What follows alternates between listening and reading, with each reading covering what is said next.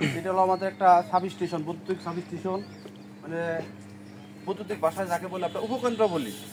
সাধারণ মানুষ যারা আছে তারা হয়তো সাব স্টেশন নামে চেনে, আমাদের বৈদ্যুতিক ভাষায় বলে উপকেন্দ্র।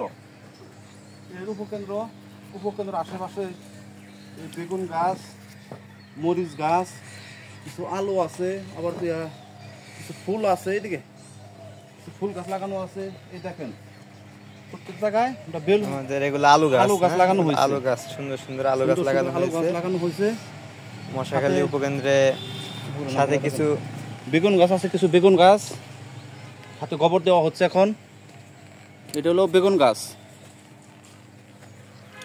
এটা হলো আলু গাছ, এটা হলো গোল আলু যেটা বলে গোল আলু গাছ। এই আছে আমাদের মরিচ গাছ, সাথে আমরা গোবর দিয়ে দিচ্ছি, পাশে গোবর ছিল। এদিকে দেখান সবগুলাই আলু গাছ, সাথে কিছু পেঁপে গাছও আছে। সাথে আমাদের পেঁপে গাছ লাগানো হয়েছে এবং আমাদের মশাখালী উপকেন্দ্রের চারপাশে চতুর্দিকে বিভিন্ন প্রকার গাছ লাগানো হয়েছে। আবার নিচে ছোট ছোট দেখেন, দেখতে পাচ্ছেন ছোট ছোট কিছু ধনিয়া পাতা উঠতেছে, ধনিয়া পাতা।